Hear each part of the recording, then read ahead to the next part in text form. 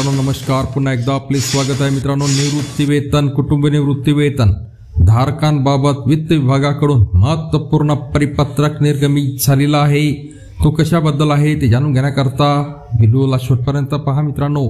चॅनलवर नवीन असल्यास आपल्या चॅनलला सबस्क्राइब करून घ्या मित्रांनो।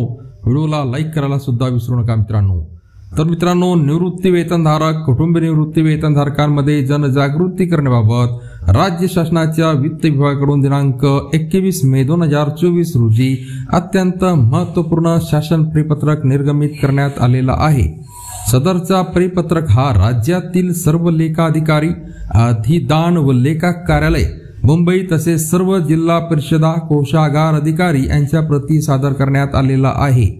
सदरच्या परिपत्रकामध्ये नमूद करण्यात आलेले आहे की राज्यातील काही कोषागारांमधून निवृत्ती वेतन, कुटुंब निवृत्ती वेतन घेणाऱ्या निवृत्ती वेतनधारकांना अज्ञात व्यक्तीकडून संपर्क साधला जात आहे।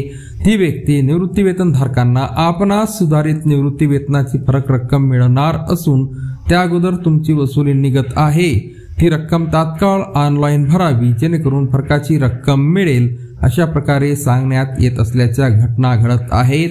काही निवृत्ती वेतनधारकांनी अशा प्रकारच्या कॉल्सला बळी पडून सदर व्यक्तींसोबत आर्थिक व्यवहार केला असल्याच्या घटना सुद्धा समोर येत आहेत। तरी सदर अशा प्रकारच्या घटना इतर जिल्ह्यांमध्ये घडू नये याकरिता खबरदारीचा उपाय म्हणून आपल्या संबंधित कोषागारांमार्फत प्रेस नोटद्वारे निवृत्ती वेतन, कुटुंब निवृत्ती वेतन घेणाऱ्या निवृत्ती वेतन, कुटुंब निवृत्ती वेतनधारकांना जागृत करण्याचे व त्या अनुषंगाने तसेच निवृत्ती वेतन धारक असोसिएशन यांना सूचित करण्याचे निर्देश सदर परिपत्रकातून देण्यात आलेले आहे। आणि या संदर्भातील वित्त विभागाकडून जो परिपत्रक निर्गमित झालेला आहे तो इथं आपण दाखवत आहोत मित्रांनो। तर मित्रांनो, ही महत्त्वपूर्ण बातमी आपल्या मित्रपरिवाराला सुद्धा शेअर करायला विसरू नका, जेणेकरून ते सुद्धा सतर्क होतील। तर मित्रांनो, पुन्हा भेटूया पुढच्या व्हिडिओमध्ये नवीन अपडेट घेऊन। तोपर्यंत धन्यवाद।